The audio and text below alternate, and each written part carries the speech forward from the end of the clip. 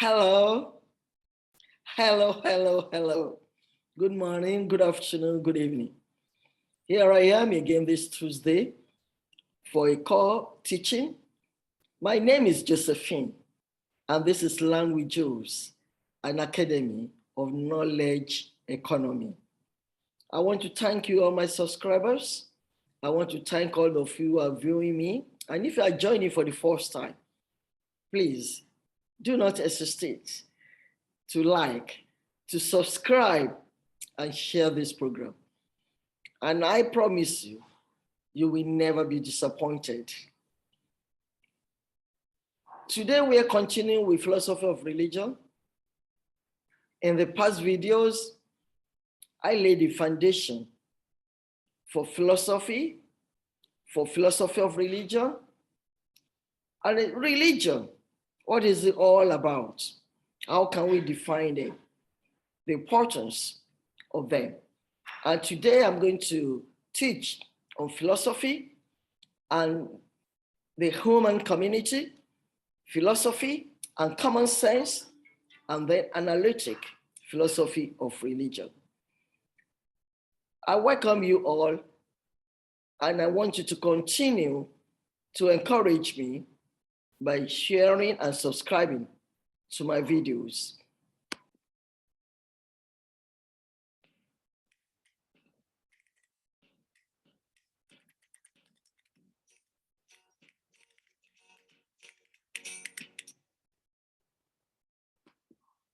Yeah, welcome back.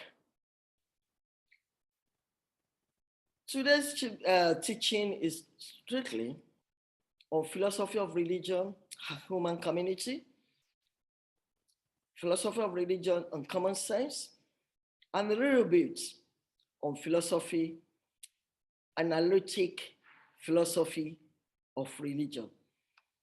And like I always say, please take your pen, take your paper, and so that you have some points you like to remember, you like to jot down, and you can follow me as I teach along. It's not that I cannot continue to just talk offhand, which at times I do on Friday when we have a Friday tonic. But Tuesday, like a teaching board, like let's have a bullet point where you can see what I'm talking about. And that's exactly what we are doing on Tuesdays. Every Tuesday, I teach a core course and I share my PowerPoint with you so that you can follow me. The human community and common sense. When you look at the perspective of it from the philosophy of religion, that's what I want to take you now. What are the philosophy approaches when it concerns the philosophy and the human community, philosophy and common sense? And when we talk about analytic philosophy, which is an approach of philosophy of religion, what am I saying about it? I said in one of my past videos that I love analytic philosophy of religion because it's an analytic of religion. We dwell more on the omnipotency of God, the notion of omnipotency. And we also talk about religious language within analytic philosophy of religion. But let me start with the human community now philosophy.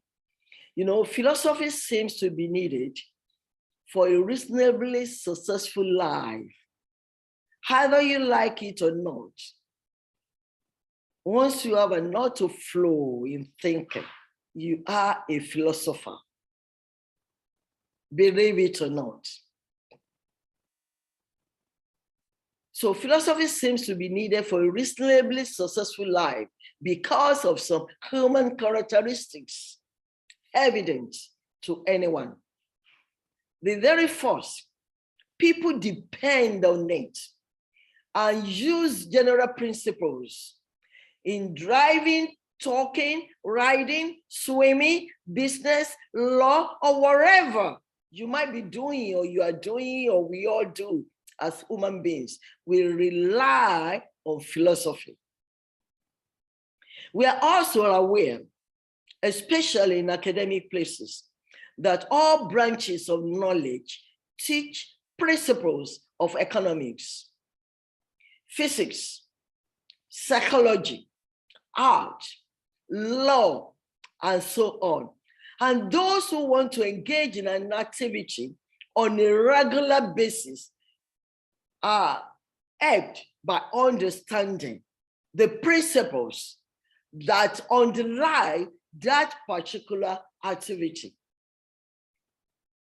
Any of these principles that underlie any activity human beings might want to engage in are based on philosophy. Professionals rely on the principles of their fields most directly, but laymen who depend on the expertise and work of the professionals also rely on those principles. And these are principles that are based or rely on philosophy. So from the earliest times, since philosophy occupied mankind's attention in more or less systematic way, it has been closely tied to the concern people have for their communities. No one is an island. And it's a good thing now that the whole world has become a global village. So it is not the case that all philosophers want to rule society now, but certainly most philosophers do believe that their ideas should be given serious consideration. Due to the attention to fundamental issues, philosophers will be able to solve the large problems typically faced by communities. In one of my videos in January, when I tried to enlighten people about how to do a research paper, and then talking about the 12 characteristics of research paper, I mentioned the fact that you cannot even do a research without a problem. It might be one problem, it might be multiple problems, it might be complex problem, but there are problems. And there are problems around everywhere. You look forward, you see problems, you look back, problems, left side, there are problems. And when you pick any of these problems to solve, then you'll be doing research. And that is what philosophy is all about. Because common sense is not a very precise concept. Sometimes when we call some viewpoints commonsensical, we mean no more that many people hold it. Other times, we mean that simple people hold it. Or it can refer to what those not specialized in some field of study believe about the subject matter at hand. It is important for those who are just about to examine philosophy to consider what sort of relationship might exist between their common sense beliefs and philosophy. Many philosophers have had something to say about this relationship. You hear some people even say, oh, when we say common sense, that truly might not be even common.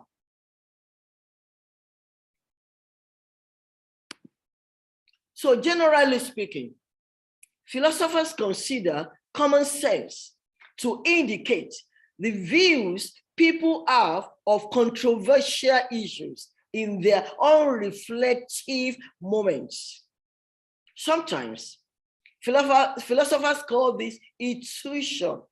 Even spiritually, we have intuition, which is one of the faculties of the spirit. And when they say intuitively, I will hold on first intuition.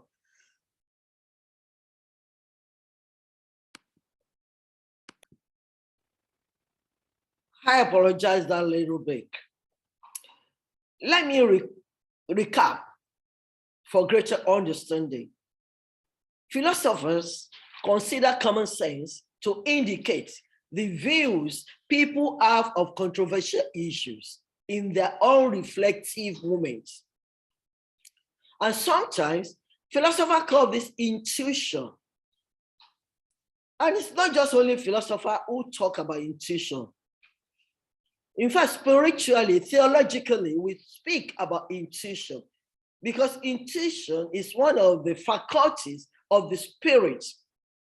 You know, I've said many times that man is a tripartite being made of the body, the soul, and the spirit. The spirit, one of them is we have common sense, the conscience, we have the intuition, and we have the communion.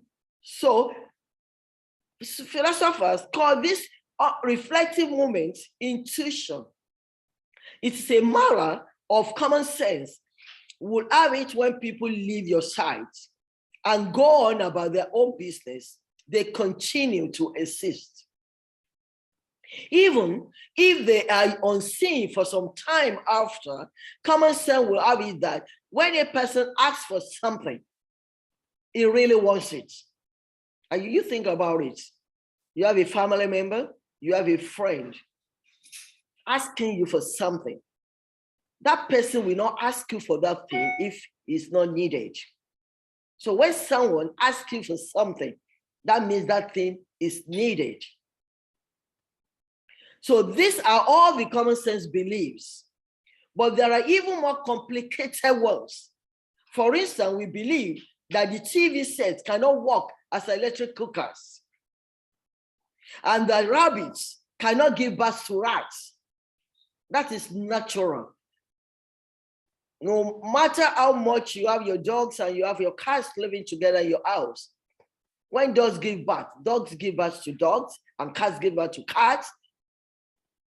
Cats cannot give birth to dogs, and dogs cannot give birth to cats. Or rats giving birth to cats, or cats giving birth to rats.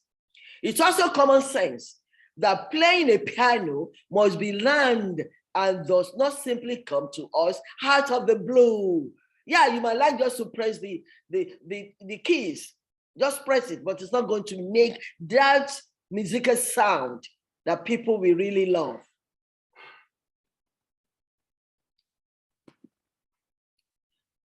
I haven't finished with the common sense, what we mean by common sense now. I like to mention some few things that we encounter when we look at approaches in philosophy of religion. And these are analytic philosophy, continental philosophy, empirism and rationalism, existentialism, feminist philosophy, personalism, phenomenology, and pragmatism. But now I only want to talk about analytic philosophy. Maybe next Tuesday, I will mention some other things in other approaches to philosophy. Analytic philosophy in the British or Anglo-American tradition began with G.E. Moore. He lived between 1873 to 1958. His rejection of idealism in favor of realism and his defense of common sense. His work had affinities with that of Bertrand Russell that lived between 1872 to 1970, and the earlier thoughts of Ludwig Wittgenstein that lived between the 1889 to 1951. As the movement came into full flower, it stood a chrysalis in contrast to what British philosophers call continental philosophy. The second distinct stage of analytic philosophy was the logical positivism of the 1920s, 1930s, and 1940s. In Anglo-American circles, the leading name of this phase was Sir Alfred Hare, who lived from 1910 to 1989, who made this name through the publication of Language, Truth, and Logic. And that is evident in one of his books that he wrote in 1936 and was second reverse edition in 1946. So the third, which is more mature, the stage of analytic philosophy concerns both falsification rather than verification, and what became known sometimes as Oxford philosophy.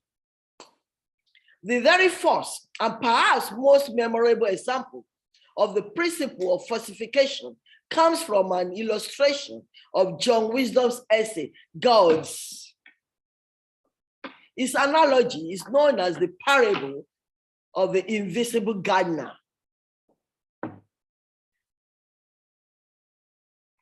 I really do not want to go into read details about the parable of the invisible gardener, but it's like two neighbors, when they come, they don't know, they just see some plants and everything, very beautiful. None of them had planted those things. And they were waiting, looking for who actually had done this, who had made this beautiful garden. And they could not put their finger on it because they didn't see anybody. They didn't see what happened. And then he came out with the gods, which is the parable of the invisible gardener. The 1960s and beyond witnessed the fourth stage of ordinary language philosophy. The original impulse of this was probably the Wittgenstein's later work, which was often brilliant, but others made very important contributions to the fourth phase, notably Gabriel, J.L. Austin, and P.F. Strawson. Clearly, they also continued the tradition of Oxford philosophy. And that's all we're going to have today. By next Tuesday, I'm going to go further to say a little bit more about analytic philosophy and then go into other types or approaches of philosophy and philosophy of religion. I want to appreciate those who have at least watched this video to the end. And if you have any comments, please put down on the comment section, or you can email me to let me know what you feel, what you want me to talk about, what you want me to say more that will interest you. I want to thank you once again. Have a wonderful week. Remain blessed.